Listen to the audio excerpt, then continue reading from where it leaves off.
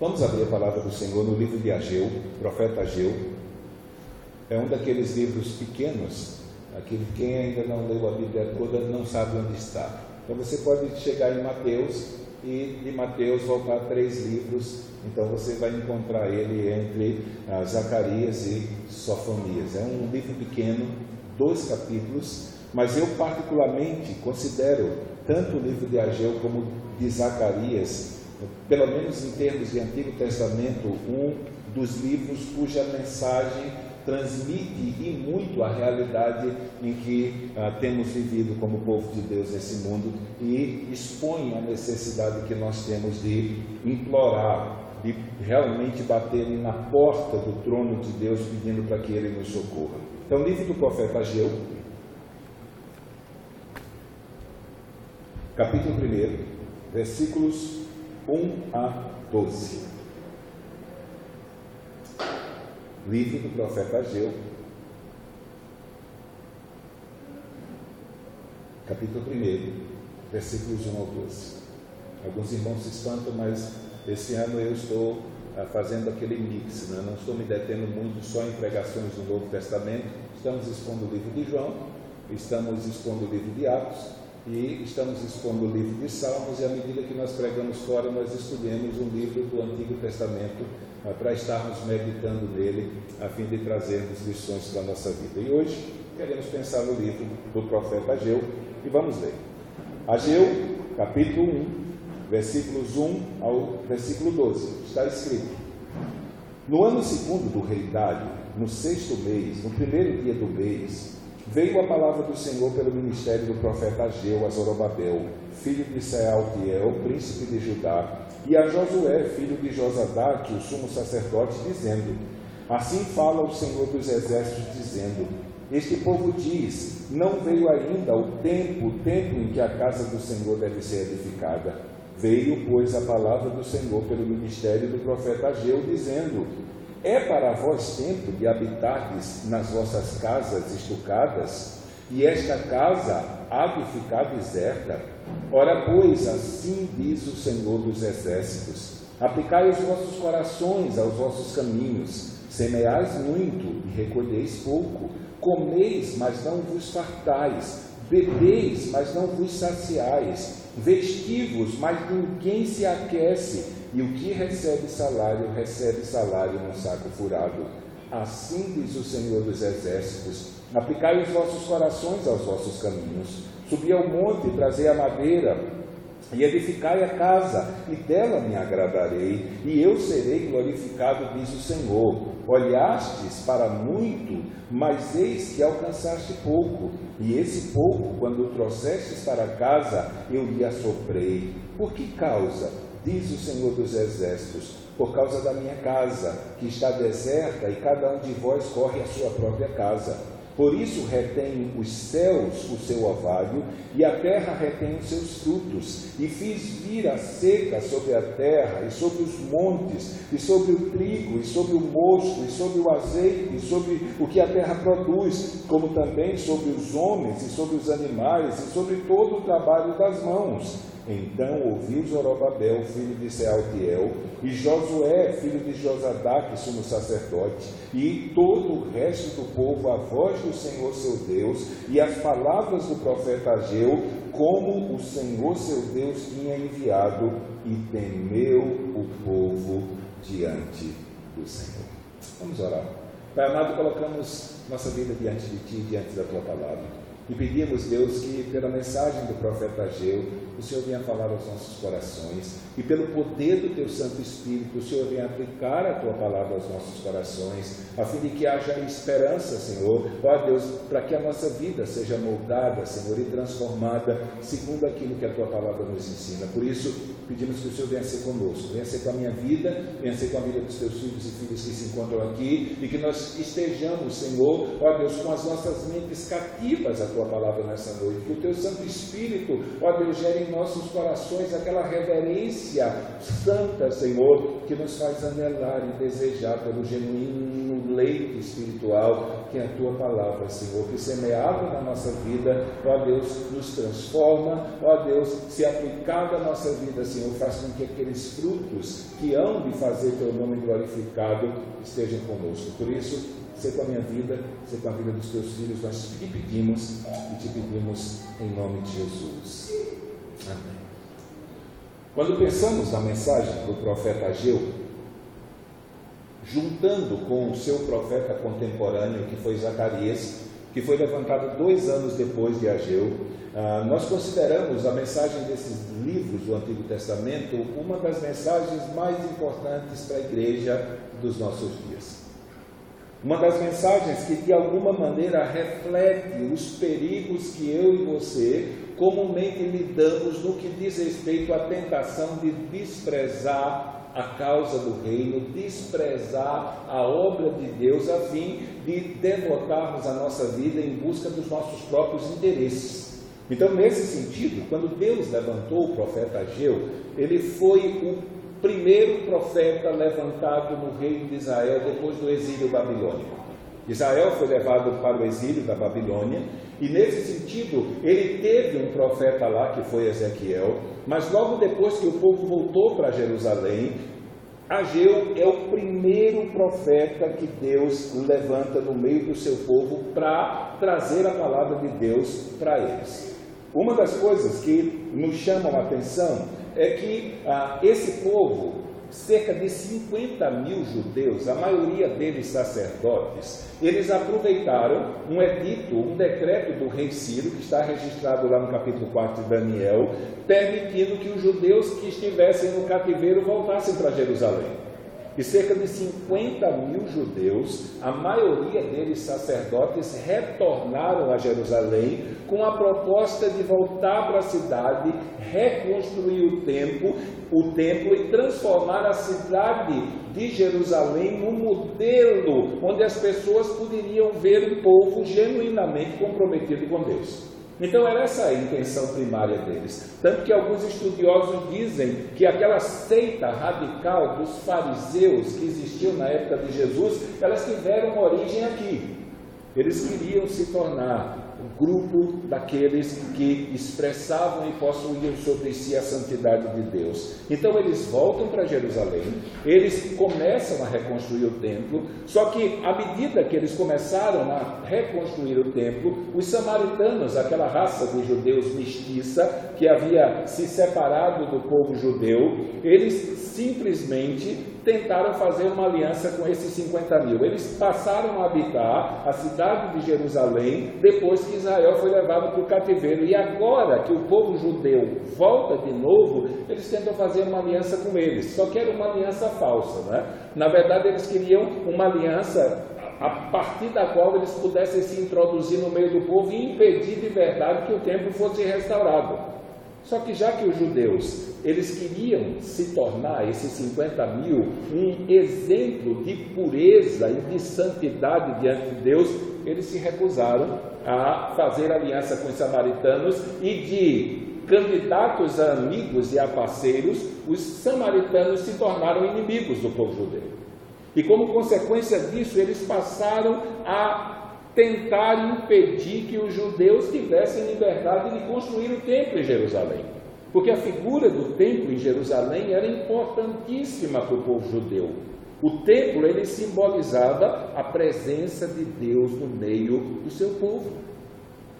Então era algo imprescindível, e o temor dos samaritanos que eles edificassem um templo e por força do templo restaurado, eles se fortalecessem e de alguma maneira os atacassem ou os expulsassem, fez com que esse grupo de samaritanos que habitavam em Jerusalém começassem a se opor ferozmente, inclusive inventando calúnias junto ao rei que governava naquela época, que era o rei Persa, a fim de que ele suspendesse ou impedisse os judeus de fazerem essa obra. E foi isso que aconteceu.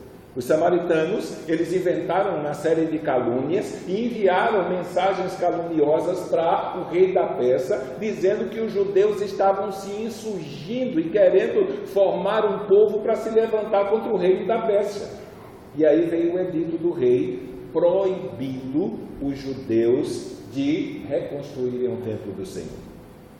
Uma das coisas que nos chama a atenção nesse episódio foi a facilidade com que os judeus, em sua maioria sacerdotes, abriram mão da reconstrução.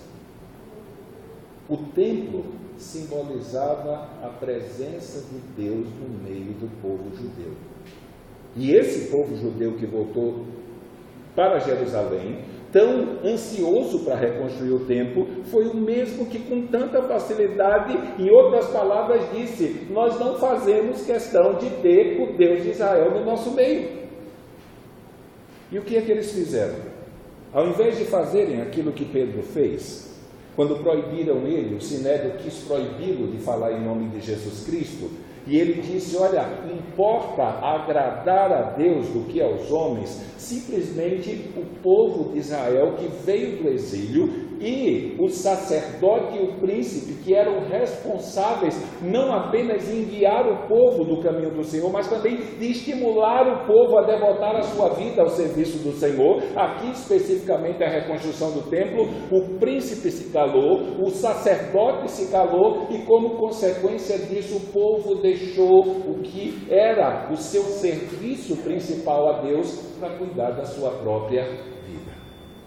O povo de Deus esqueceu-se de Deus. O povo de Deus esqueceu-se da casa de Deus.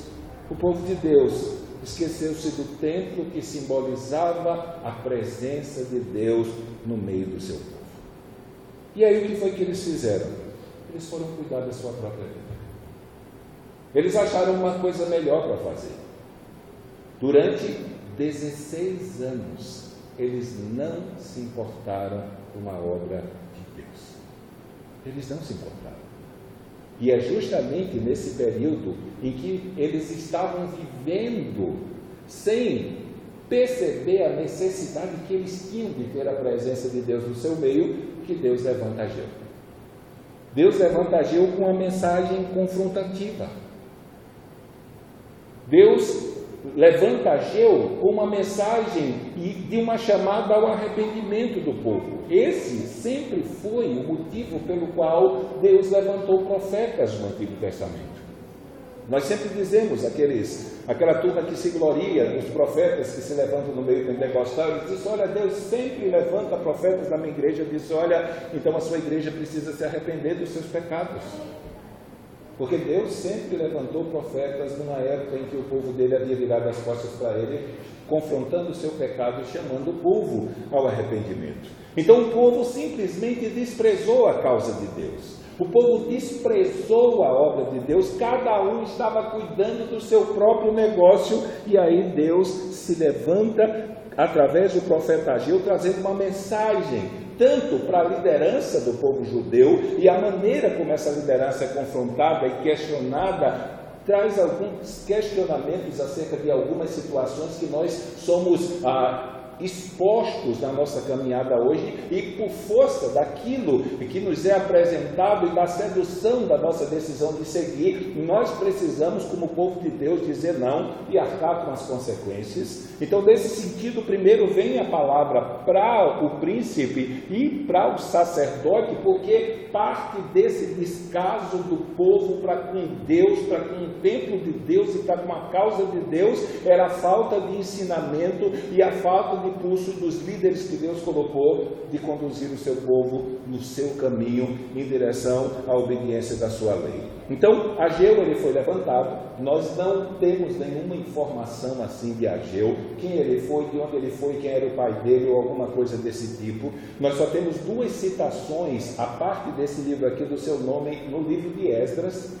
Em 2 versículos o nome do profeta Ageu é citado, por isso ficou mais fácil nós sabermos quando ele se levantou para profetizar.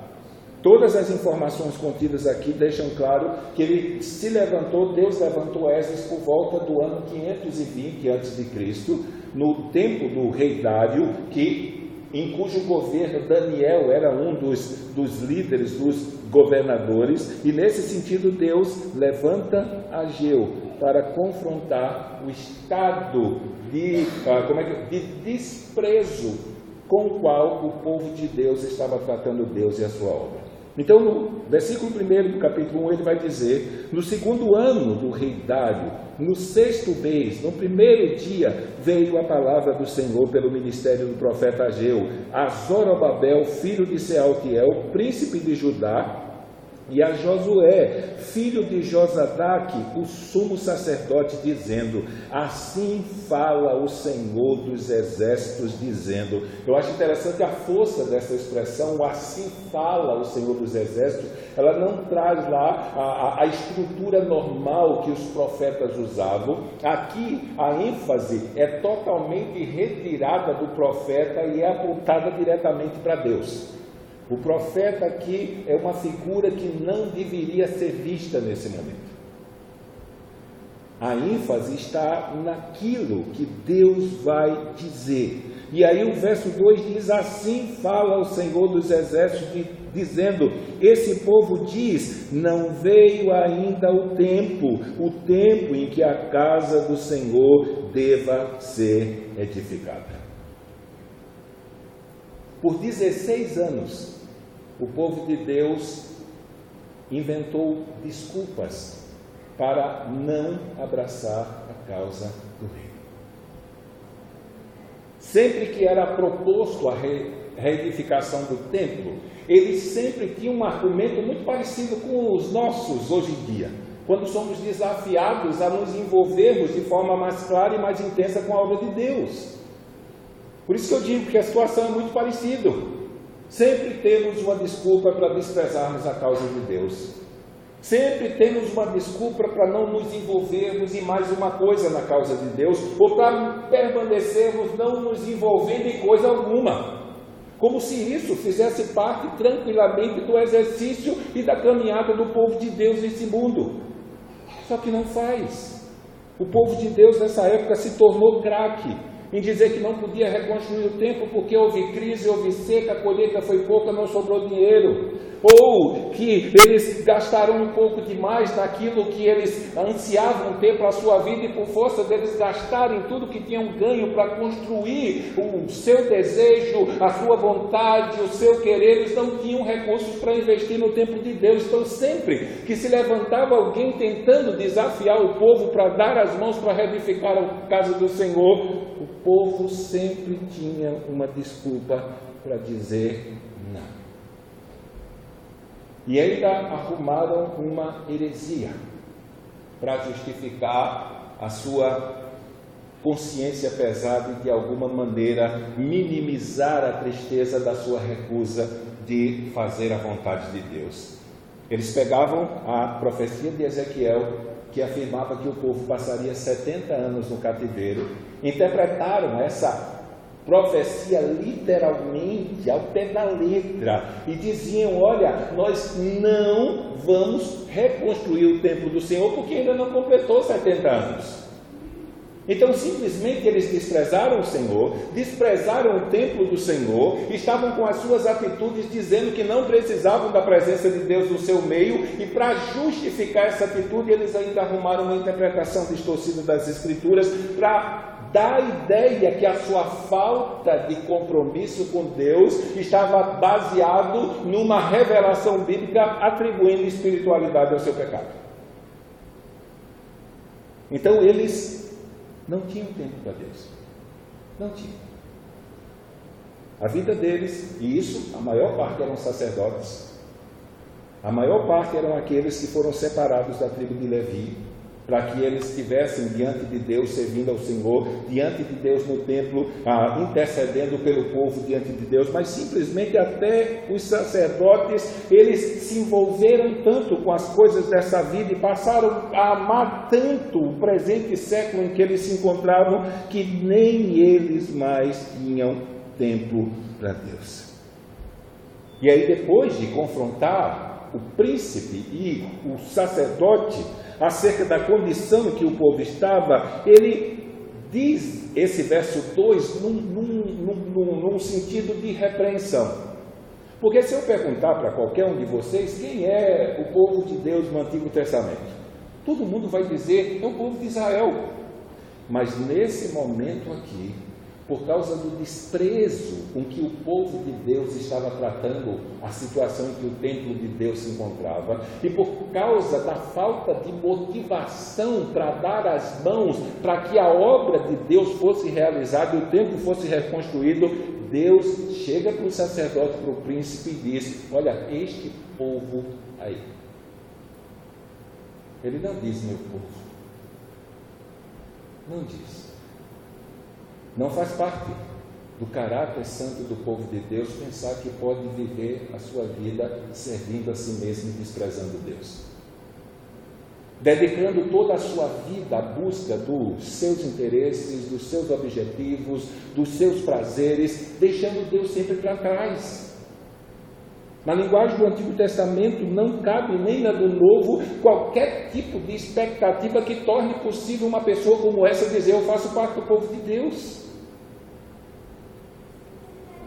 Quando alguém simplesmente deixa Deus de lado, a causa de Deus de lado, a obra de Deus de lado, e devota a sua vida para satisfazer apenas os seus desejos no curso desse mundo, essa pessoa é alguém que ama o presente século. E não pode de maneira alguma ser chamado de povo de Deus. Nem Deus chama quem se comporta dessa maneira de meu povo. Nem Deus. Quando a gente toca num assunto desse, alguém já diz: mas pastor, não é pelas obras, é pela graça. Mas as obras testificam que a graça alcançou. As obras são uma resposta à graça. Se elas não aparecem, a graça ainda não alcançou a vida daquele povo. E aí ele vai dizer o motivo. O motivo porque ele não chama aquele grupo de 50 mil que saiu da Babilônia e voltou para Jerusalém de povo dele. Ele confronta o príncipe, confronta o sacerdote, não chama eles de meu povo, e o motivo é porque eles estavam desprezando Deus quando não se esforçavam para reconstruir o templo. E aí, depois de avisar ao sacerdote e ao príncipe isso, ele se volta para o povo. E aí ele levanta Ageu, e agora Ageu vai profetizar para o povo. E aí no verso 3 ele vai dizer: veio, pois, a palavra do Senhor pelo ministério do profeta Ageu, dizendo: é para vós tempo de habitardes em vossas casas estucadas. Algumas traduções têm outro nome aqui, mas eu vou traduzir para um bom português, porque durante 16 anos o povo disse não para a construção do templo de Deus, para a reconstrução, para a reedificação, simplesmente porque eles devotaram a sua vida para construir um arcabouço que pudesse levá-los a viver de maneira confortável e luxuosa. E há desconfianças, porque quando eles foram enviados para reconstruir o templo, o rei lá deu a eles madeira do cedro do Líbano, deu a eles os mantimentos ou as ferramentas que eles precisavam para reconstruir o templo. E aí, 16 anos depois, Deus disse: olha, pensem, raciocinem. Como é que pode vocês estarem vivendo em casas luxuosas? Isso é o que significa essa expressão estucadas. Eles devotaram a sua vida toda para ter uma vida financeiramente e materialmente bem aplainada, tanto que essa expressão aqui, nem palácios de reis, nem a palácios era dada, tão grande o significado do luxo que é apresentado aqui. Então eles não queriam saber de Deus, eles queriam uma vida boa aqui nesse mundo, eles queriam viver confortavelmente aqui nesse mundo, e por causa disso eles desprezaram ano após ano, e ano após ano a única coisa que eles sabiam dizer para Deus e para a causa de Deus e para a obra de Deus que tinha que ser feito: não, nós não temos tempo, porque os nossos interesses são mais importantes, a nossa vontade é mais importante, os nossos planos são mais importantes, o nosso projeto é mais importante, a nossa vida é mais importante do que ter Deus no nosso meio.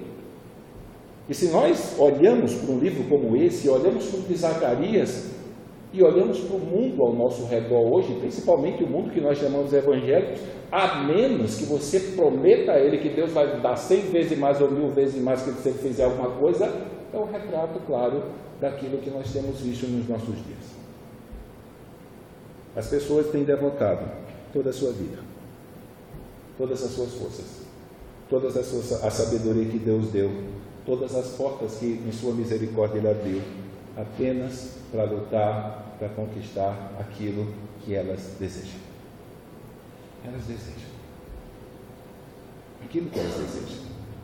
Eu estava partilhando lá em Santa Rosa, domingo de manhã, na manhã de consagração, no Salmo 2.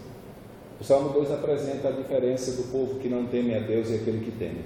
Ele estabelece uma característica: quem não teme a Deus se opõe, blasfema contra Deus, persegue o povo de Deus, rejeita o ungido de Deus, Jesus Cristo, e quem teme a Deus, ele serve ao Senhor com alegria.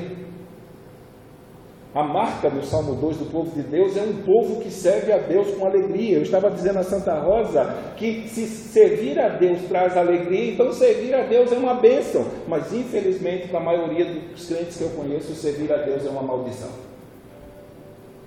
Porque a única coisa que nós ouvimos de forma mais clássica quando desafiamos alguém a se envolver em alguma coisa, em alguma causa na obra de Deus, é a pessoa simplesmente dizer não.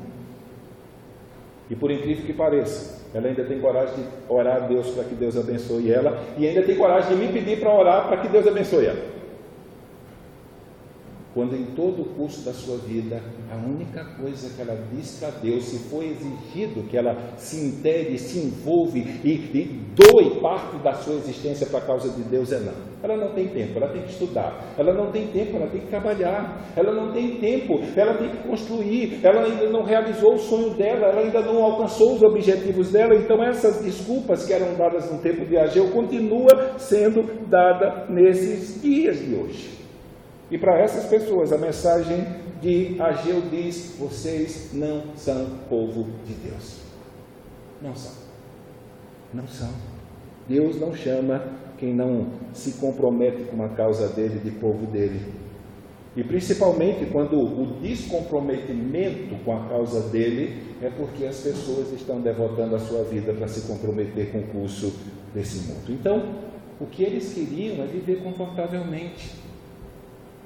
Então todo o trabalho que eles exerciam e tudo aquilo que eles ganhavam simplesmente era para satisfação pessoal, era para a glória pessoal, para a honra própria e não para a glória e honra de Deus. E aí Deus diz: vocês, é correto isso, é para vós tempo de habitardes em vossas casas confortáveis, luxuosas, isso é o que significa os ducados, e esta casa, que era a casa de Deus, ficar deserta. E aí ele diz: ora, pois, assim diz o Senhor dos Exércitos, aplicai os vossos corações e os vossos caminhos. E aí ele vai dizer o que desprezar Deus e devotar sua vida para conquistar coisas dessa vida vai fazer com o povo de Deus. E ele vai apresentar duas realidades. Por um lado, alguns vão ficar pobres. Mas ainda aqueles que conquistarem alguma coisa, eles nunca vão ter a sensação de que isso preencheu, de que isso completou, saciou as suas vidas. Como diz Tiago no capítulo 4, a raiz de todas as intrigas é a ganância. E a ganância não se sacia. Desprezar Deus por causa das coisas dessa vida é ser movido pela ganância. E ainda que a pessoa conquiste tudo que ela queira, nunca vai ser suficiente. Porque o único que pode trazer descanso para a alma é Jesus Cristo. Quer se sentir preenchido? Quer se sentir completo? Quer se sentir saciado? Vá a Ele.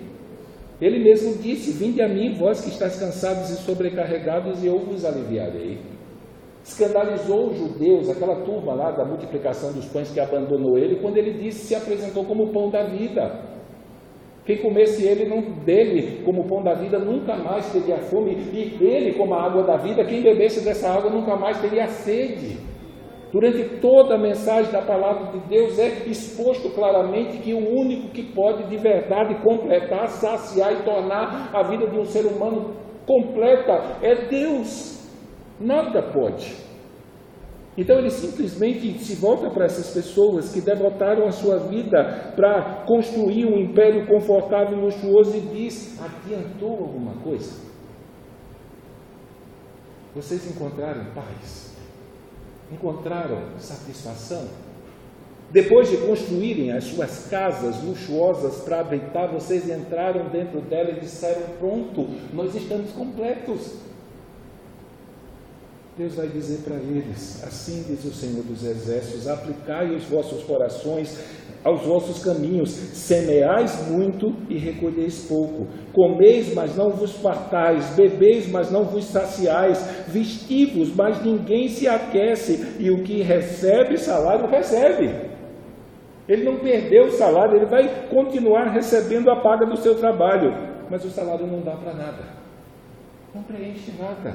É como se você tivesse recebido o salário no saco furado e tudo se perdesse. Então Deus diz para eles: vocês querem mudar essa situação? Vocês querem de verdade experimentar a saciedade completa? Querem sentir a satisfação completa, a paz completa? Aqui, por causa da situação que era o templo, ele diz para eles: façam o que vocês deveriam ter feito há 16 anos atrás. Vocês estão vivendo nessa vida de insaciedade, de inconstância, de instabilidade, simplesmente porque vocês resolveram viver a vida de vocês desobedecendo a mim. Então, querem consertar isso? Façam o que vocês deveriam ter feito. E aí ele vai dizer no verso 7: assim diz o Senhor dos Exércitos, aplicai os vossos corações, os vossos caminhos, subi ao monte e trazei madeira e edificai a casa, e dela me agradarei, e eu serei glorificado, diz o Senhor. Não era questão do templo em si, mas era questão da obediência do povo de Deus a Deus. O fato desse povo considerar, como disse Jesus no Sermão do Monte, o reino de Deus e a sua justiça em primeiro lugar. O fato deles compreenderem que a vontade de Deus está acima da vontade do homem, que aquilo que Deus quer que seja feito está acima dos nossos planos, dos nossos desejos, daquilo que nós impetrávamos fazer. Então Deus diz: vocês querem ser abençoados? Desse jeito que vocês estão, não dá. Não dá. Se vocês quiserem ser abençoados, voltem a fazer o que vocês já deveriam ter feito. Então, nesse sentido, o retorno a Deus, que é um compromisso firme com Deus e com a sua vontade e com a sua obra, é o que Deus deseja de um povo que diz ter Ele, mas que vive segundo a sua vontade e amando o curso desse mundo. Então ele diz: subam ao monte e tragam a madeira. E era muito difícil conseguir madeira naquela época, por força da seca, por força das dificuldades que o povo estava enfrentando, em alguns casos por causa do juízo de Deus sobre eles. Então Deus diz: vocês querem ser abençoados? Então façam isso. Vão buscar materiais e reconstruam o meu templo. E ele vai dizer o motivo. Ele vai dizer o motivo. O motivo é que todas aquelas dificuldades que o povo de Israel estava passando naquele momento com relação ao suprimento das suas necessidades, era a mão de Deus pesando sobre eles e julgando. Então eles tinham que ter uma opção. Na hora de dificuldade que a colheita não dava, quem era que estava por trás disso era Deus. Na hora que a chuva não caía, quem estava por trás disso era Deus. Deus estava punindo o seu povo, Deus estava disciplinando o seu povo por causa da sua rebeldia e por causa da sua dureza de coração em relação às coisas de Deus. E ele diz: olha, façam a minha vontade e eu serei glorificado e me agradarei disso. E aí ele vai dizer: olhastes para o muito, mas eis que alcançasse pouco, e esse pouco, quando trouxestes para casa, eu lhe assoprei. Por que causa? Disse o Senhor dos Exércitos: por causa da minha casa, que está deserta, e cada um de vós corre à sua própria casa. Então eles estavam preocupados consigo mesmo. e estavam desprezando a causa de Deus, a obra de Deus e a presença de Deus no seu povo. E aí Deus vai dizer, é por causa disso. Chega para o povo e diz, essa falta de saciedade de vocês, tanto no que diz respeito a questões materiais, como no que diz respeito a questões espirituais, são produto da decisão de vocês de fazerem aquilo que Deus disse para não fazer, e não fazer aquilo que Deus disse que era para fazer.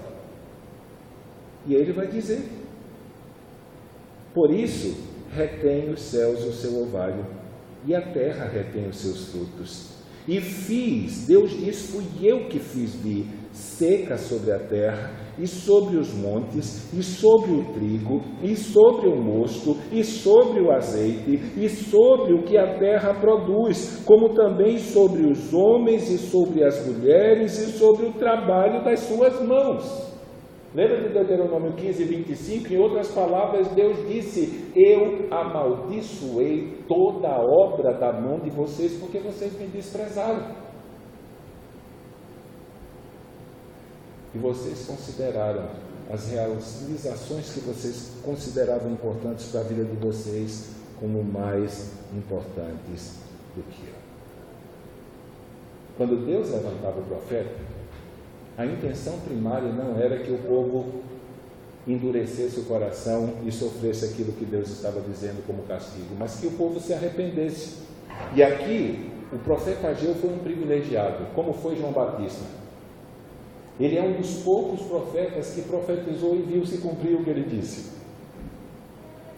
Então ele se levanta, Deus levanta ele para confrontar a dureza do coração do povo, e diz no verso 12, então ouviu Zorobabel, filho de Sealtiel, e Josué, filho de Josadaque, sumo sacerdote, e todo o resto do povo a voz do Senhor, seu Deus, e as palavras do profeta Ageu, como o Senhor seu Deus tinha enviado, e temeu o povo diante do Senhor. A linguagem já mudou. Porque se por um momento Deus vem e diz, olha, vocês não são meu povo, depois que Deus diz o que estava fazendo com eles, Deus já virou o Deus deles. Então agora a linguagem muda. Por quê? Porque houve arrependimento do povo ao ouvir a palavra do Senhor. Então deu ouvidos. Aqui não é só ouvir, mas eles ouviram a mensagem e simplesmente deram ouvidos a ela, e a partir daqui eles se devotaram para reedificar a casa do Senhor em primeiro lugar e deixaram para trás aquilo que eles iam fazer. A partir daqui eles passaram a considerar o reino de Deus e a sua justiça em primeiro lugar. A partir daqui, esse povo se arrependeu do que havia feito 16 anos, desprezando Deus e a sua causa, e se comprometeram com a causa de Deus. Isso é fácil ver à medida que você vai lendo os próximos versículos do capítulo 1, diz o seguinte, então Ageu, o embaixador do Senhor, falou ao povo conforme mensagem do Senhor, dizendo, eu sou convosco, diz o Senhor. E o Senhor levantou o espírito de Zorobabel, filho de Sealtiel, príncipe de Judá, e o espírito de Josué, filho de Josadaque, sumo sacerdote, e o espírito do resto do povo, e vieram e trabalharam na casa do Senhor dos exércitos, o seu Deus, e ao 24º dia do 6º mês, no 2º ano de Dário. Então Deus agora virou-se a favor do povo, mas ele passou 16 anos punindo esse povo, porque eles não queriam saber de servir ao Senhor. É complicado nós observarmos um livro como esse e descobrirmos que o coração do homem não mudou. O coração do povo de Deus não mudou. E é necessário que a gente ore. Desde o ano passado, culto a culto, nós temos feito uma oração para Deus e pedindo, Deus, que o Teu Santo Espírito governe a nossa vida. Isso é o que significa ser cheio do Espírito Santo. Não é um vaso que é cheio com mais poder do que outro. Ser cheio do Espírito é ser governado, porque nós entendemos que se Deus não fizer isso, nós vamos devotar a nossa vida para servir a esse mundo. Nós vamos considerar os nossos desejos pessoais como mais importantes do que os desejos de Deus, ou os planos de Deus, ou a vontade de Deus.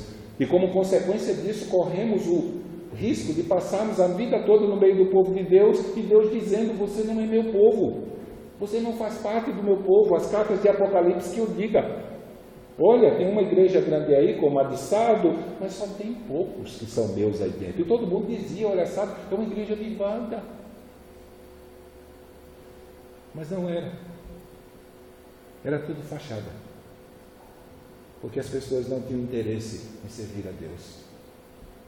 Não tinham, como no Salmo 2, alegria de servir ao Senhor, como no Salmo 100, servir ao Senhor com alegria. Não tinham. E por causa disso, elas estavam, a cada dia que passava, apresentando uma cultura deformada do que é ser povo de Deus. O que é? Porque a única coisa que a busca das coisas dessa vida produz na vida do ser humano é sofrimento. E na carta de Paulo a Timóteo, Paulo diz que o culpado do sofrimento que passa alguém que devota a sua vida para adquirir coisas nessa vida é dele. Porque ele deixou de buscar o socorro no único que pode trazer paz para a alma, que é Jesus Cristo. Ninguém que serve ao Senhor e devota a sua vida ao Senhor vive ansioso pelas coisas dessa vida. Mas todo aquele que devota a sua vida para alcançar essas coisas, dizendo sempre para Deus: não, não, não, não, não, ele experimentará durante todo o curso da sua história uma vida, entre aspas, cristã deformada, porque ele nunca vai experimentar aquela paz, aquela alegria e aquela saciedade que só Cristo e somente Cristo pode dar. Somente Cristo pode dar. Hoje pela manhã nós meditamos no Salmo 3. Davi estava angustiado. Davi estava derramando a sua tristeza e angústia de alma perante o Senhor. O seu filho Absalão se rebelou contra ele, queria assumir o trono, usurpar e queria matá-lo. Muita gente do povo de Israel se aliou a Absalão. E aí Davi simplesmente estava disposto a abrir mão do seu reino para que o seu filho Absalão não sofresse ou não tivesse que ser morto por causa disso. E aí, quando ele recebe a notícia dessa insurreição, ele simplesmente se coloca diante de Deus no final da tarde, que é a oração matutina, aquela que Davi fez, e diz para o Senhor tudo aquilo que ele estava sentindo e todas as coisas que estavam fazendo contra ele. E depois de orar ao Senhor, ele vai dormir. É muito parecido com a morte do filho dele. Ele estava lá jejuando e orando, em pranto, o filho morreu, ele pediu roupa, pediu comida, pediu música, parecia que a coisa tinha passado. Ele disse: olha, enquanto ele estava vivo, tinha esperança, mas agora a vida continua. Então aqui ele colocou e pranteou na presença do Senhor e foi lá e dormiu.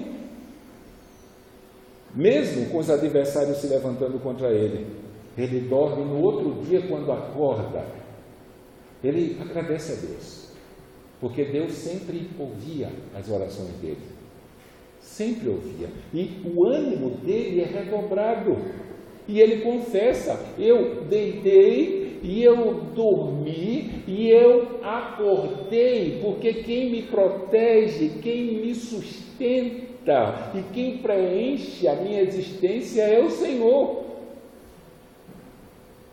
O filho e o povo de Israel estavam dizendo: olha, ele está desprezado, nem Deus vai salvar ele. Mas ele confessou que ao Senhor pertence a salvação. Ao Senhor pertence a salvação. Ele confiou em Deus e continuou servindo a Deus e orando para que Deus abençoasse aquele povo. Então, nesse sentido, essa comunhão que completa é aquilo que faz diferença na minha vida e na sua vida.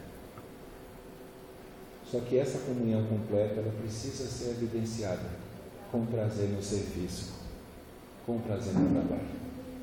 Não existe nada mais precioso, nada mais valioso para fazermos essa vida do que a vontade de Deus. Então, quando continuamos usando a nossa boca para dizer não à causa de Deus, não à obra de Deus. Aqui especificamente, quando pensamos que tudo aquilo que nós possuímos é nosso, como aquele rico, aquele jovem, ou aquele rico incompassivo, a minha herdade produziu em abundância, então o que eu vou fazer? Já sei, eu vou construir os novos celeiros e vou pegar os meus bens e vou dizer para a minha alma: aproveita agora, tu não precisa trabalhar por muitos anos, vai lá e cai na gandaia. E a voz de Deus vem e diz: louco, você vai morrer hoje à noite. E aí? O que você tem feito para quem é? Então, quando nós cedemos às tentações desse mundo e passamos a amar o curso desse mundo a ponto de sempre, com facilidade, termos a capacidade de dizer não para Deus, para aquilo que somos convidados e desafiados a fazer para Ele, quer entregando a nossa vida, quer entregando o nosso tempo e quer entregando os bens que Deus colocou na nossa mão para ser usado para a glória dEle. Então, se a nossa resposta sempre é não para isso, podemos até dizer que somos povo de Deus, mas Deus diz: vocês não são. Não são. Infelizmente, isso tem sido o retrato da nossa era, e nós precisamos pedir a Deus que não nos permita cair nessa cilada. O mundo vai passar, como todas as coisas que tem aqui, mas aquele que faz a vontade de Deus permanece para sempre. Por isso, curve a sua cabeça e coloque sua vida diante do Senhor. E eu quero que você ore especificamente pela sua vida e pergunte para o seu coração como é que está a disposição do seu coração para entregar a sua vida, mais do seu tempo e aquilo que você possui como bens dessa vida para a causa de Deus. O quanto o seu coração está aberto e disposto para pregar aquilo que você considera tão importante nessa vida e simplesmente se livrar dele para que o nome de Deus seja glorificado. Será que o nosso coração tem essa disposição de abrir mão do carro, da casa, do dinheiro que colocamos na poupança, porque temos um projeto de fazer alguma coisa, uma viagem assim? Será que o meu coração está aberto para colocar isso tudo na causa de Deus? Não podemos esquecer que a Bíblia diz que a raiz de todos os males é o amor ao dinheiro. E se o nosso coração não é aberto para essas coisas, é porque nós estamos amando mais o mundo do que a Deus. E aquele que ama o mundo, o amor do Pai não está nele. Aquele que ama o mundo não é amigo de Deus. É isso que a palavra diz. Então nós precisamos pedir a Deus que nos livre e que o seu Santo Espírito nos governe, a fim de que nós façamos em primeiro lugar a vontade de Deus quando ela nos é exigida. Busquemos em primeiro lugar o reino de Deus e a sua justiça, porque todas as coisas desse mundo vão passar com ele. Nós voltamos a lembrar: aquele que faz a vontade de Deus permanece para sempre. Enquanto o Helder toca aqui, eu quero que você coloque a sua vida diante de Deus. E o meu desejo é que, se o meu coração, o seu coração estiver endurecido para isso, nessa noite Deus toque no seu coração. Deus toque. E o Espírito Santo que vem nos convencer do pecado, da justiça e do juízo toque no nosso coração. E que nós saímos daqui libertos do apego às coisas dessa vida. E haver estabelecido como propósito maior na nossa existência construir um reino aqui nessa vida para nós. E simplesmente entender que não existe coisa melhor nessa vida do que estar no centro da vontade de Deus. Aleluia. Ore ao Senhor, não cante a música ainda que você saiba. Quero que você coloque a sua vida e faça aquela oração de Davi: sonde no coração, Senhor. Prova ele e vê se há em mim algum caminho mal. E nessa noite muda o meu coração e guia-me pelo caminho eterno. Aleluia. Ore ao Senhor, coloque a sua vida diante dele.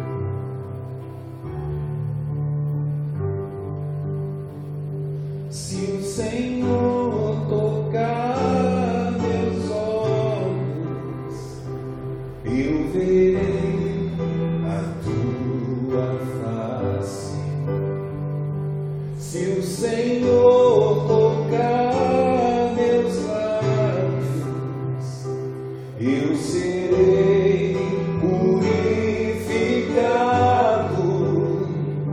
Se o Senhor tocar meus pés, eles correrão pra ti.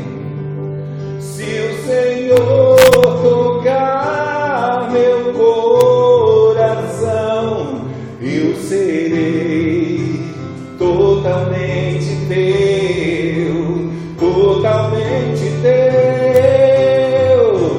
Se o Senhor tocar meus olhos, eu verei a tua face. Se o Senhor tocar meus lábios, eu serei purificado. Se o Senhor tocar meus pés, eles correrão pra ti. Se o Senhor tocar meu coração, eu serei totalmente teu, totalmente teu. Jamais serei o mesmo. Eu jamais serei o mesmo. Eu jamais serei o mesmo quando teu amor tocar em mim. Eu jamais serei o mesmo. Eu jamais serei o mesmo. Eu jamais serei o mesmo. Toca-me, aleluia, toca-me. Sonda o meu coração, vê se há em mim algum caminho mau.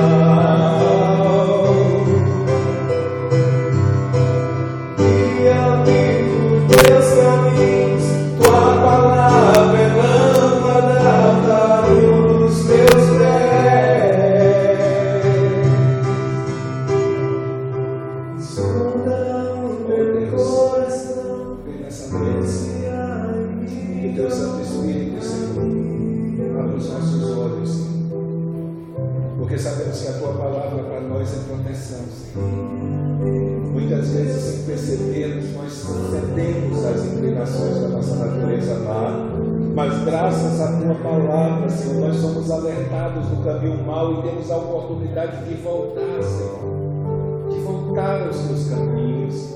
Ó Deus, nós temos a oportunidade, não importa quanto tempo nós nos desviamos dele, de voltar ao teu caminho. Esse povo, Senhor, que o Senhor levantou, agiu para falar com eles estavam há 16 anos dizendo para o Senhor que o Senhor não podia contar com eles. Se fosse para continuar a contar com eles, eles preferiam que a tua presença não fosse com eles. Se eles tivessem que abrir mão do seu tempo, se eles tivessem que abrir mão do seu serviço, se eles tivessem que abrir mão dos seus bens, Senhor, o Senhor não importava para eles. Eles preferiam ficar sem o Senhor e sem comprometimento com o Senhor, contanto que eles ficassem com aquilo que era tão importante para eles. Mas o Senhor não desistiu deles. E pela tua palavra o Senhor os confrontou. Pela tua palavra o Senhor denunciou o erro. Pelo teu Espírito o Senhor compungiu seus corações. O Senhor tocou na vida deles. E eles se tornaram no seu pecado. E se voltaram para ti, Senhor. E consideraram a tua vontade como mais importante do que a satisfação dos seus desejos e a realização dos seus sonhos nesse mundo. Por isso, toque em nós nessa noite. Toque em nós. Eu jamais serei o mesmo. Eu jamais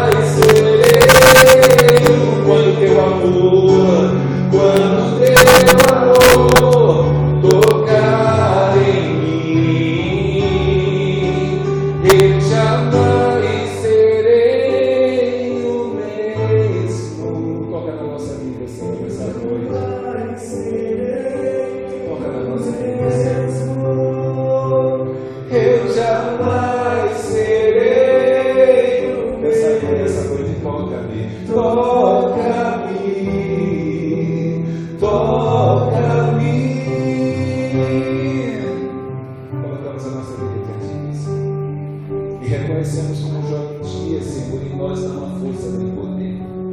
Não temos poder para mudar a nossa vida. Não temos sabedoria para mudar a nossa vida. Não temos, Senhor, nenhuma vontade em nossa natureza para mudar a nossa vida, Senhor. Paulo disse que em nossa carne não habita bem algum, em nossa natureza não habita, a menos que o Senhor, que é aquele em quem não há sombra de variação, de onde procedem todas as coisas boas, toque na nossa vida e nos transforme. Toque na nossa vida e nos liberte, Senhor, da influência do pecado que tantas vezes nos escraviza e cega os nossos olhos. O único lugar onde nós vamos encontrar paz, por o único lugar onde nós vamos encontrar esperança, para o único lugar onde vamos encontrar segurança, para o único lugar onde nós encontraremos a saciedade completa da nossa alma, que é só em Ti. Por isso vem me ajudar, Senhor, que o Senhor venha tocar na minha vida e me libertar, Senhor, daquelas áreas que ainda me prendessem no mundo, que o Senhor venha tocar na vida de cada filho teu que aqui se encontra e libertar cada uma das áreas que ainda nos prendem nesse mundo, a fim de que de verdade nós venhamos fazer diferença, como aquele carpinteiro, Senhor, aquele sapateiro que, ouvindo o pregador anunciar a tua palavra e ao final dizer que o mundo espera ver o que Deus é capaz de fazer na vida de alguém que se entrega de verdade a Ele, e ele disse: eu quero ser esse homem, Senhor. E o Senhor ergueu aquele homem como um dos maiores evangelistas que a história conheceu, Senhor. Nós queremos dizer ao Senhor, nós queremos ser essas pessoas que o mundo há de ver o que o Senhor é capaz de fazer com a vida de alguém que se entrega totalmente a Ti. Só que em nossa natureza nós não queremos isso, mas o Senhor enviou o Teu Santo Espírito para habitar em nós, para nos ajudar nas nossas fraquezas. Por isso, nessa noite, toca na minha vida e toca na vida de cada um dos Teus filhos, e que venhamos sair daqui pensando nisso, Senhor. Pensando se de verdade nós estamos dispostos em nosso coração a abrir mão do nosso tempo, da nossa vida e dos bens que possuímos para investi-los na Tua causa. E se descobrirmos que não temos essa disposição, que nós buscamos ao Senhor, que nós batemos na Tua porta, viemos bater na Tua porta, até que o Senhor abra o nosso coração e nos liberte dessa escravidão que nos impede de servir a Ti com alegria. Por isso, nessa noite, recebe o nosso louvor e a nossa gratidão, e nos leva debaixo da Tua proteção para o nosso lar, e nos faz antelar no coração servir ao Senhor com alegria todos os dias da nossa vida. Por isso que agradecemos pela Tua palavra, em nome de Jesus. Amém? Alguém vai encerrar?